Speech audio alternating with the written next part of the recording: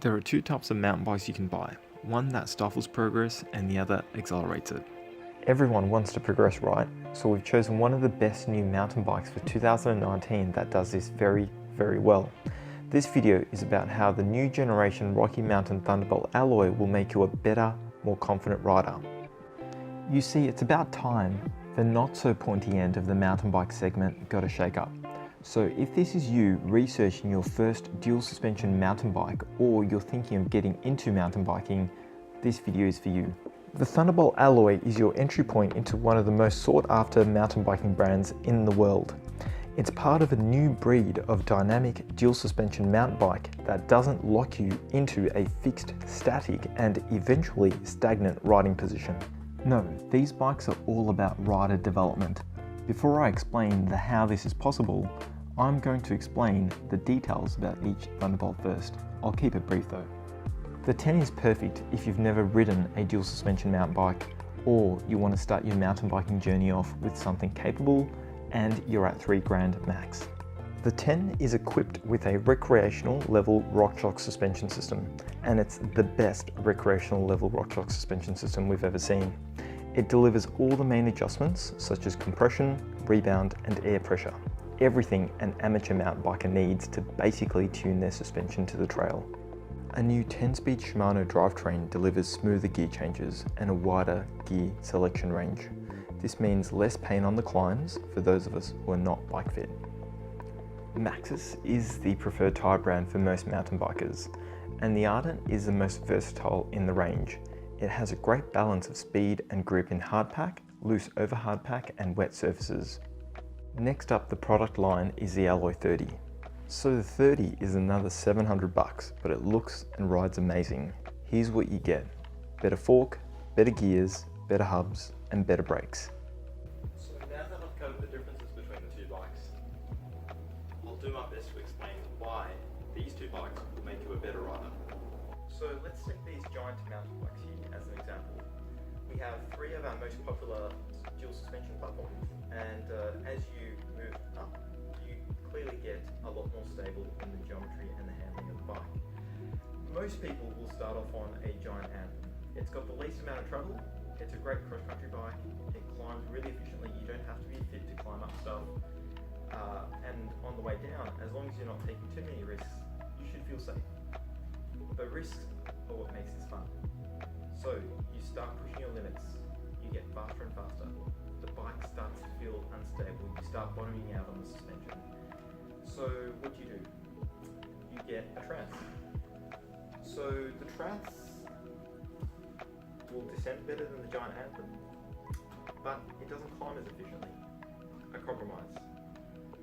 So you start pushing the descending ability of the bike, you start getting quicker and quicker on the bike makes you a better rider.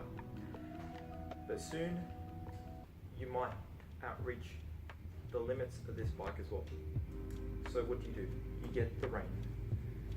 The Rain is the most stable bike out of all these three, but its climbing efficiency is also the worst out of all these three. So it's a compromise. One of all this is that if you're locked into a certain position, you will have to make compromises. There is always a trade-off. Either the bike won't climb as well, or it won't descend as well. As much as most consumers, most riders want to, you cannot have the unicorn bike unless you spend the big bucks. And even then, there's always a small trade-off. So with Ride 9, there's less of a trade-off. There's 9 different positions for you to choose from the least stable to the most stable. 9. So it's this thing here.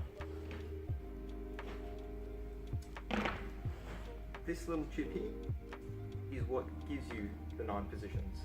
There's 9 different ways to adjust this bike. You can adjust it like an Anthem, you can adjust it like a Trans, you can almost adjust it like a Rain. So it doesn't matter what trail you're riding, where you're riding, how fast you progress.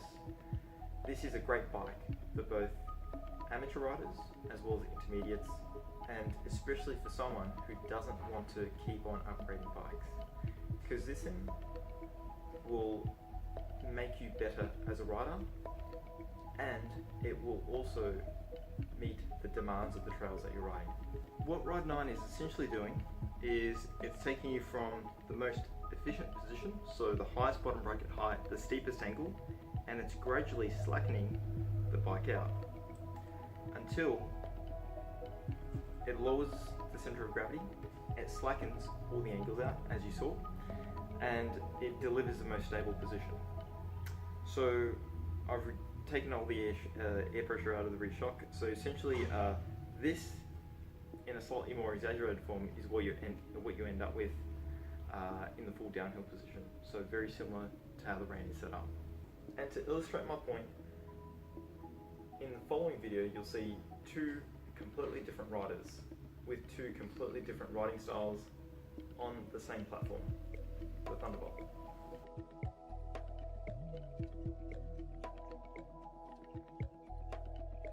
Nicole here is a racer. She's all about efficiency and the fastest, cleanest line.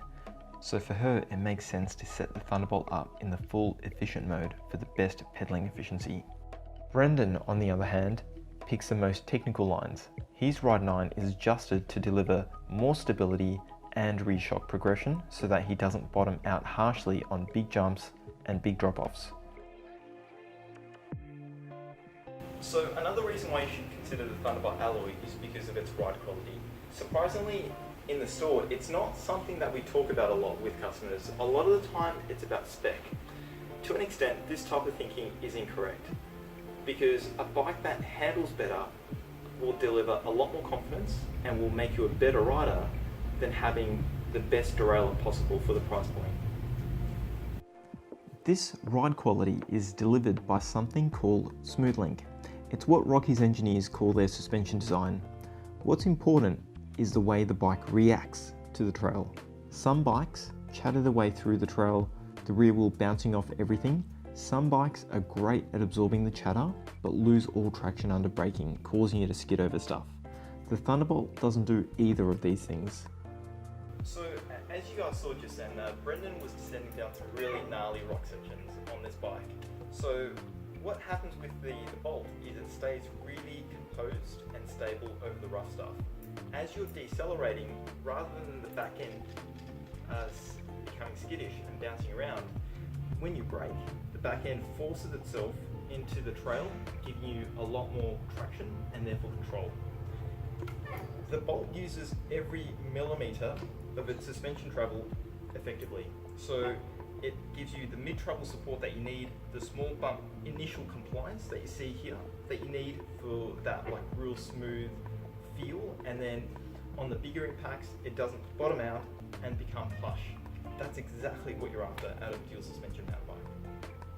So throughout this video, I wanted to convey how perfect the Thunderbolt is for an amateur mountain biker. If this is your first dual suspension mountain bike and you want something that can progress with you, this is perfect. It's got the ride quality, it's got the engineering, it's got the handling to really accelerate your mountain biking skills. And with 130mm of rear wheel travel and the Ride 9 adjustment geometry chip, you can tailor both of these bikes to any trail that you're riding. I hope you've liked this video, and I look forward to seeing you in store. Thank you.